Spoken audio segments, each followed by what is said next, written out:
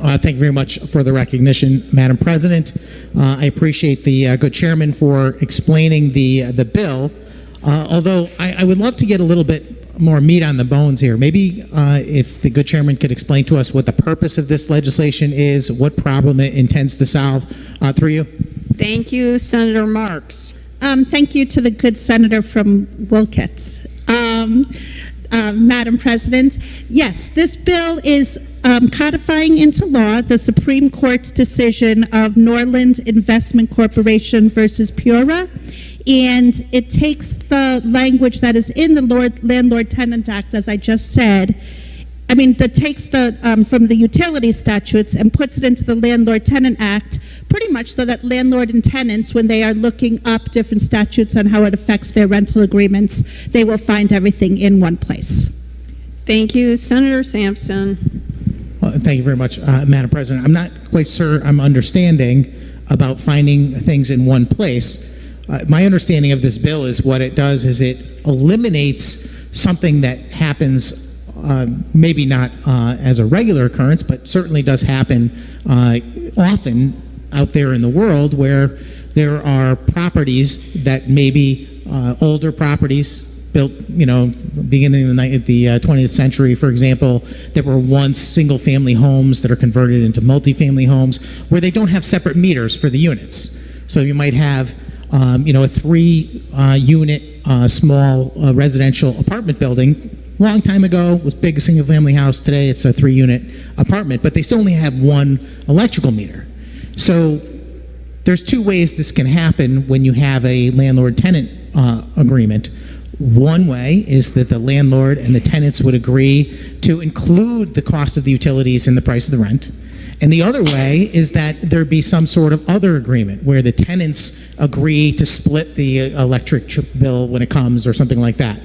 And my understanding of this legislation is this eliminates that possibility. It basically says the tenants can no longer agree with the landlord to have a situation where they split the cost of the actual utility price, and it kind of forces the landlord into building the electric into the rent. Am I correct about that through you, Madam President? Thank you, Senator Marks. Through you, Madam President, yes. Thank you, Senator Sampson. Thank you very much, Madam President. Okay, so we've established what the bill does. Now I want to go back to my first question, which is, what is the goal here? What are we trying to achieve through you? Thank you, Senator Marks. We are codifying into law the Supreme Court's decision, Madam President. Thank you, Senator Sampson. Thank you very much, Madam President. What was the Supreme Court deciding? That people no longer have a right to negotiate the terms of their lease agreement through you? Thank you, Senator Marks. Thank you, Madam President. Through you, that the Supreme Court decision said that RUBs are no longer allowed, which are the ratio utility billing system, and that they are not fair to the tenants. And through you, Madam President. Thank you, Senator Sampson. Thank you very much, Madam President. I have to go back and look at that decision, but I don't know that they said the term unfair to the tenants. Maybe they did, but I don't think that that's an accurate statement. And I have to say that before we really get into the text of the bill, I'm just a little bit puzzled that this is here before us. And the reason why I mention it is because not even a week ago, we were here debating another bill. It was Senate Bill 359, which everyone knows is the Golden Girls bill. And I was happy and pleased to support that bill. And what that bill did is, basically allowed unrelated adults to live in the same single-family dwelling. So here we are. I imagine that they get an electric bill too. And I imagine that in that case, it's perfectly okay for them to split the electric bill. Am I wrong about that through you, Madam President? Thank you, Senator Marks. Through you, Madam President, yes, he is wrong. Thank you, Senator Sampson. Thank you very much, Madam President. Okay, so fill me in.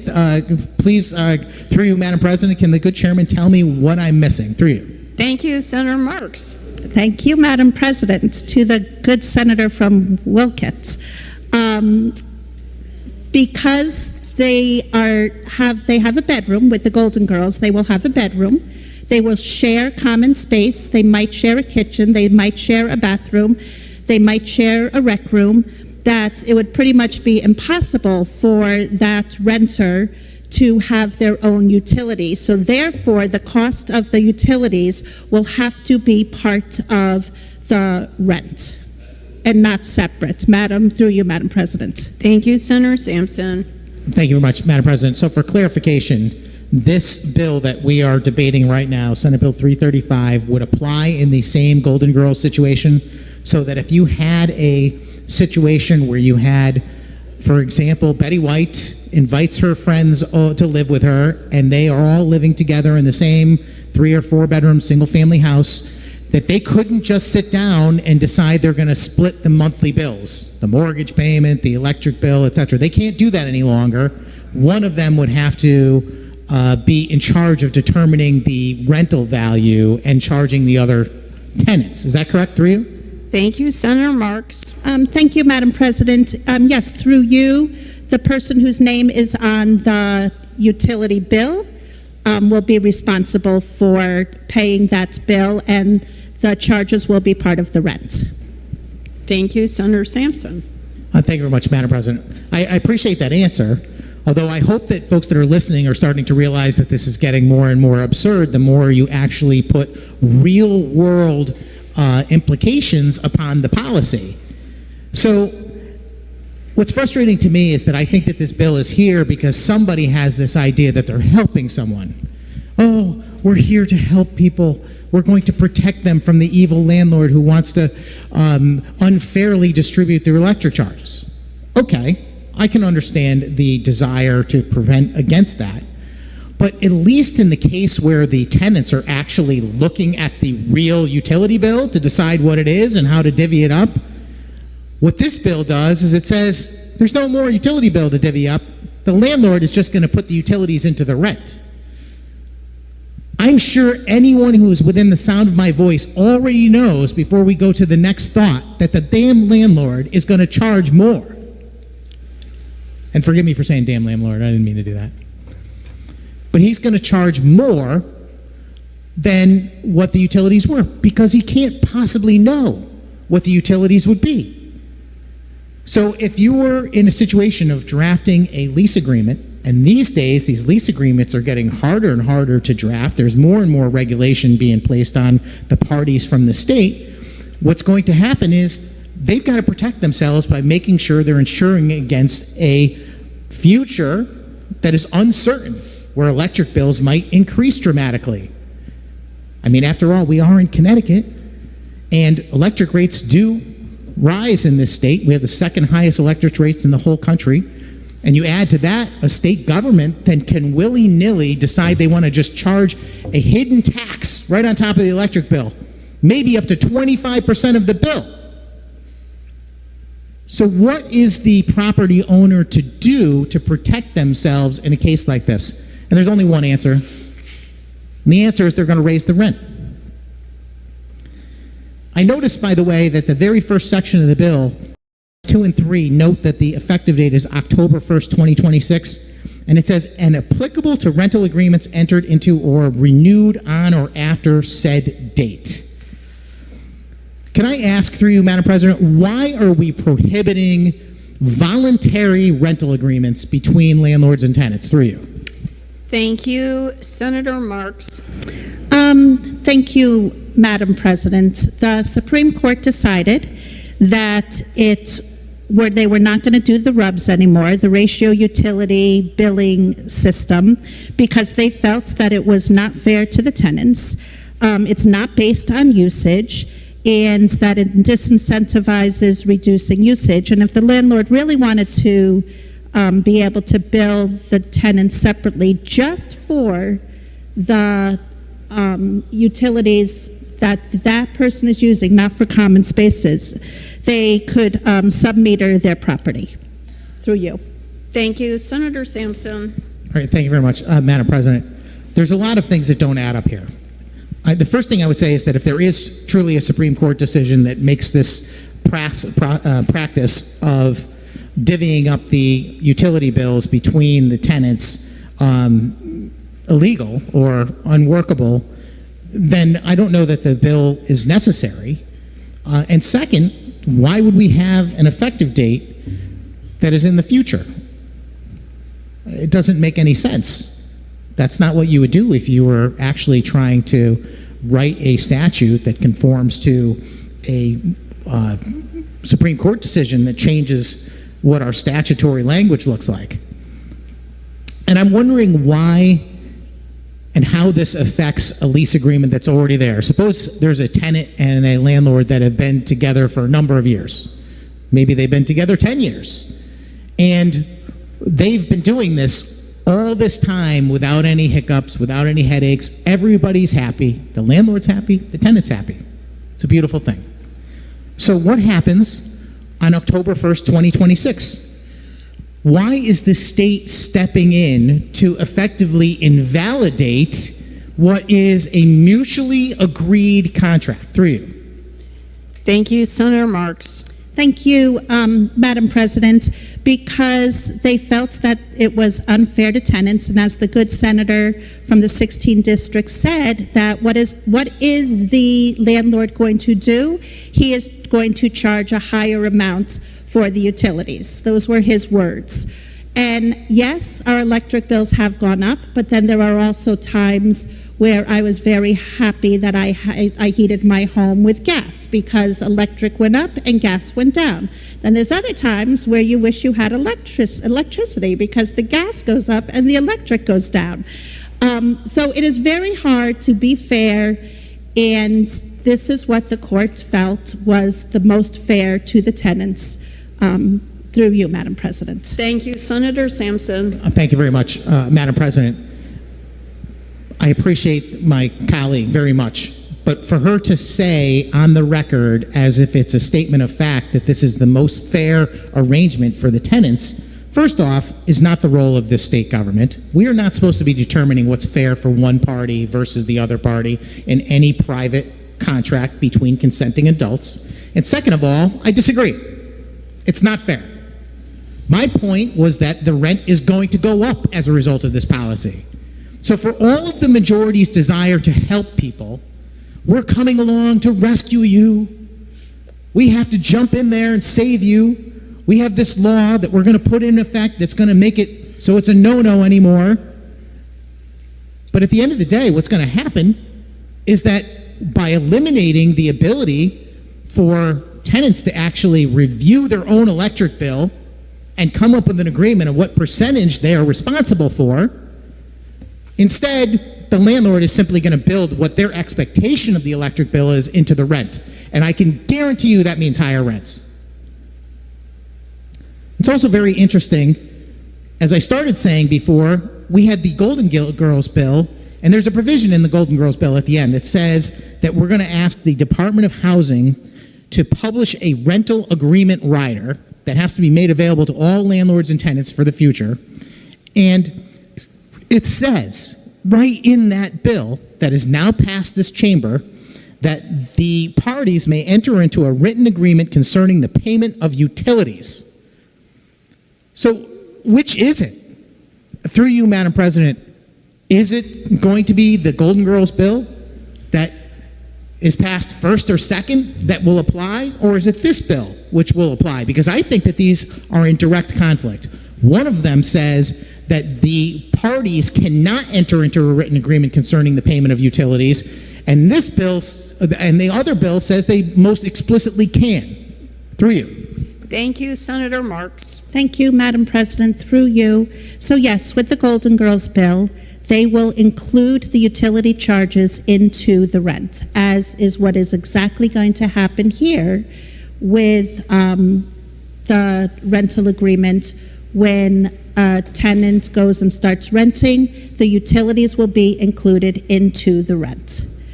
And the good senator, he said a lot, but he said he can guarantee that the tenants are going to be charged more than what they use, and that it's not going to be fair. I mean, my thing is, you can be a tenant who takes a half-hour shower every day that's using a lot of hot water, drives me nuts, I don't understand why, and then you have somebody that takes a 5-minute shower.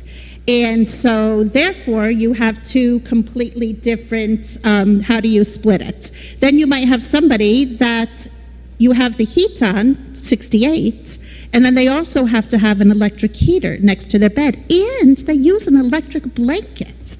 And so you're making it seem like it's very easy to figure out the RUBS equation, where I would say that it's not, and that it will never be equal to the tenants. So we can go around in circles. I feel that this is the most, I think it's fair to the tenant, and I think it's fair to the landlord. Through you, Madam President. Thank you. Senator Sampson. Thank you very much. Madam President, again, I always appreciate the dialogue, although I would make one recommendation, and that is that I will do my best to not try and say what the chairman has said, as long as she doesn't try and describe what I have said, because we get into a little trouble that way. And I want us to be very clear about who's making what argument, okay? The fact is that the Golden Girls bill, which we are not debating today, except for the fact that it is in direct conflict with the legislation that is before us, very clearly says that the parties can enter into a written agreement concerning the payment of utilities. That is different than the bill today, which most definitely says they cannot. They will not be able to determine that. And I get what the good chairman is saying, is that some people are going to use more energy than others, and it would be very difficult to come up with a fair assessment if you had 3 people living in the building. But the fact of the matter is that's not up for us to decide. That's up for them to decide. And if they're happy with that agreement and they make that negotiation between the tenants, whether there's 1, 2, 3, or 10 of them, and the landlord, then who are we to get involved and say that's not fair? So the word fair is being thrown around in a very, very big way, but let me tell you what's really not fair, is that once you do this, what is the incentive of any of those tenants to conserve any electricity or energy? Now that the electric bill is no longer their concern, because the landlord is building the cost of the utilities into the rent, what is going to cause those tenants to bother trying to take a shorter shower or use less energy to maybe protect the environment or to reduce the cost? Through you. Senator Marks. Thank you, Madam President. Through you, submetering the utilities will the best way to encourage conservation. Thank you. Senator Sampson. Thank you very much, Madam President. That's twice now that the good chairman's mentioned just sub-meter the property. That costs money. I wonder if the good chairman can tell us what it costs to add a separate meter to a 3-family house. I'd venture to guess that in an old-style house where some of the circuits might travel up the floors rather than be separated by floors, it could be an absolute fortune, maybe tens of thousands of dollars to add another meter to that property. So who's going to pay for that, Madam President? Senator Marks. The landlord, Madam President, through you. Thank you, Senator Sampson. And if the landlord pays that tens of thousands of dollars, Madam President, what do you think he's going to do with the rents that are being charged to his tenants? Through you. Senator Marks. I don't know, Madam President, through you. Thank you, Senator Sampson. Thank you very much, Madam President. Well, that's a very big I don't know. And that's the problem with this place, and that's a problem with the majority who's always running around trying to help people and decide what they think is fair. You know what's really fair? The freedom of the parties to figure it out. That's what's fair. And if one of them breaks the agreement, we have a mechanism for that. We have the court system. We have civil litigation. We have the housing court. And in this state, believe it or not, tenants get free lawyers. Okay? I mean, pretty good deal if you ask me. So what I don't understand here is why we're creating a system where we can see the outcome. We're standing here debating this bill, but before it ever gets signed, we know what's going to happen. We already know the moment this legislation shows up in the newspaper, every landlord in the state of Connecticut is going to be like, oh, geez, what am I going to do? And how am I going to predict how much energy my tenants are going to use? How much water, how much electricity? And they're going to obviously build a buffer in. Is there a reason through you, Madam President, why a landlord wouldn't charge an increase over their average experience? Through you. Thank you, Senator Marks. Through you, Madam President, I don't know. Thank you, Senator Sampson. Thank you very much, Madam President. Another I don't know, a very big I don't know. We know what's going to happen. They have to. That doesn't make them bad or evil people. That means that they have to be prepared. Landlords have to be prepared for all kinds of things. When the property taxes go up, they have to factor that into how much rent they're charging. Right? You know, the cost of repairs is skyrocketing. The amount of cost to put a roof on a house today is probably 3 times what it was less than 10 years ago. All of these costs are going to be borne by the property owner, and they're in business. So they're going to pass those costs on. I'm standing here in defense of tenants because this bill is going to do nothing more than put tenants in a very untenable position where they can no longer adequately negotiate the cost of their utilities. When they have access to the utility bill, when they're in a position to negotiate their percentage of the utility bill, they can actually negotiate in good faith in terms that benefit them. When you take that away, you're not helping them. You're not making things more fair. You're making them less fair. And ultimately, what's going to happen is that those tenants, unburdened by having to deal with the electric bill and the water bill themselves, they're going to use whatever utilities they want. And trust me when I tell you, I have lots of experience, particularly in the inner city. There's people that got their heat on 90 degrees and the windows open. You know why? Because their utilities are built into their rent. You never see that with anybody who pays their own electric bill. And again, I've been focusing on electricity, but this is not just about electricity. It's about water. It's about gas. It's about all utilities. It's a very simple question. Let's get these on the record, just for the sake of fun. Is it more transparent for the tenants to see what they use and be billed accordingly, or to have the landlord hide the amount of the utilities in the rent? Through you. Thank you, Senator Marks. Thank you, Madam President. Through you, it says nowhere in this bill that the landlord has to hide the cost of the utilities. Thank you, Senator Sampson. Well, thank you very much, Madam President. But whether they have to or whether it says in the bill, that is the effect of the legislation before us. I can reframe the question. If the landlord does not disclose the amount of the electric bill because it is the electric for the entire building shared among the unit owners, or the tenants in the unit, sorry, is it fair to the tenants, to use your term, is it fair to the tenants to, let me ask you this question. Is there an expectation somehow that the landlord is now going to be the one responsible for determining how much each of the units are using for utilities and to adjust each of the individual rents accordingly? Through you. Thank you, Senator Marks.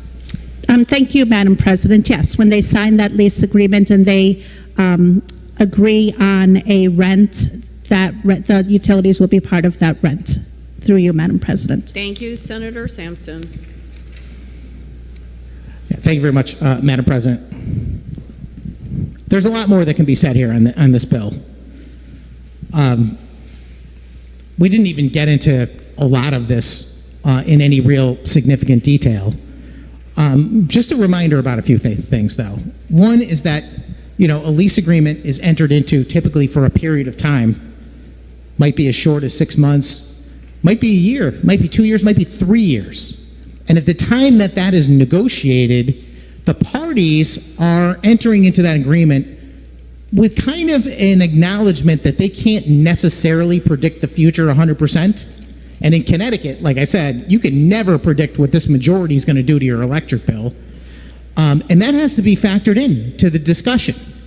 So now if the utilities have got to become part of the rent, and that the rent is fixed, it's not going to change. It's not going to go up and down each month. The rent is going to be $1,500 a month or whatever. Even though the utilities are going to change, and in fact they might be significantly more in the winter than in the summer, who knows? But the fact of the matter is that the parties have got to enter into the agreement at that time. And that lack of ability to see the future is going to cause the parties to also be fully aware that they need to protect themselves. And in the case of the property owner, they have got to make sure that they are protecting themselves by collecting enough money. And they have also got to be keenly aware that if they are no longer explicitly charging for those utilities, the tenants are very likely to use more electricity and more water and more heat than they did before. That is just common sense. So this bill is being presented as a protection for tenants, but it's not a protection for tenants at all. The best protection for tenants is knowledge and freedom. That's what I'm advocating for. They should have knowledge of what their electric bill is, if that is the way that they currently do it now, and they should have the freedom to negotiate the terms of their lease agreement with the property owner. This state is in no business to be negotiating the terms of an agreement between two consenting adults. And yet, that's what we're doing here. Because there are some people in this room that think they have the right to tell other people how to live. They think that they have the right to determine what is fair for everyone else. Even though there's people out there that have been doing this like this for a long time. And they don't want any changes, and they don't want any interruption, and they don't need me or the good chairman of the housing committee or anybody else telling them how to change their life and what they do. But yet this bill is before us, and that's exactly what will happen. It will tell these people, I'm sorry, we know that you have a good agreement going with your tenant or a good agreement going with your landlord and your fellow tenants, and you have been very content all these years, but sorry, can't do it that way anymore. And those tenants are going to be shocked when their landlord decides they're going to raise the rent substantially because they can't predict how much electricity or oil or whatever is going to be used. And I also think it's especially obnoxious, frankly, to be dictating these changes on ongoing agreements. People that have been in a lease agreement that maybe has renewed 2, 3, 4, 10, 15 times, and the parties keep agreeing to it without any changes because they have a satisfactory arrangement and they're happy with the circumstances. No, no, no. Us busybodies at the state capitol are going to tell them, no, you can't do it that way anymore.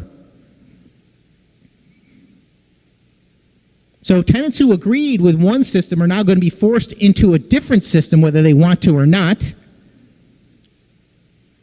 It's very easy to say, well, just go ahead and put a sub-meter in. I didn't dig into this very much, but I just want to mention just how difficult that might be. If you're talking about a home that was built in 1925, for example, in New Haven or Waterbury or someplace like that, that is now a 3-family house, some of these properties, it's basically impossible without entirely deconstructing the house to separate the utilities by the floors. Because the way a home is built is the meter would be determinative of what part of the property is covered. And if you're building a 3-family, 3-story house from scratch, yes, you put a meter on each floor, you separate the circuits for each floor. But if you weren't thinking that in 1920, you're making all the circuits in the basement go up through the house. And chances are they're divided circuit by circuit vertically, not horizontally. So there's no easy way to just add a meter. You can't just, oh, we'll stick a meter on there. No way. You got to rewire this entire building. And that might mean ripping out walls. It could easily be tens of thousands of dollars. In fact, it might be $50,000 to do a modest 3-family house in New Haven. It's not as simple as all that. That's what's so frustrating about this place. These are just words on paper that somebody came up with half-baked and in some afternoon. Well, we've got to come up with this idea because it's fair. You don't know anything about what you're talking about. You're just making stuff up. You're half-informed, and you're going to go ahead and change the world. And it's just not right. This bill doesn't protect tenants in any way, shape, or form. All it's going to do is shift costs around, make rents go up, and ultimately, at the end of the day, it's the tenants. It's the tenants that are going to pay the bill. The landlord's going to pass on the cost to the tenants. Everyone knows this. Now, I know there's a desire on behalf of the majority to somehow claim that they are all for the tenants. I mean, they've picked a side in this debate. Day after day in the housing committee, I got to hear about evil landlords and how we're taking the side of the tenants. And me, I get backed into a corner because I'm simply trying to be fair. I'm simply trying to say, wait a second, let's not pick a side. Let's do what's right. Let's make the agreement based on the freedom of the parties to decide what's best for them individually. But no, when you come at me and you're like, well, we're going to punish the landlord and we're going to do this and we're going to do that. I'm like, well, wait a second, that's not fair.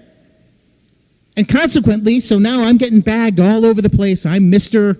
Landlord. In fact, the Senate Democrats actually put out a propaganda newspaper called the Capitol Dispatch that pretends to be real news, and they're actually attacking me as if I have a conflict of interest because I happen to own a couple of properties myself.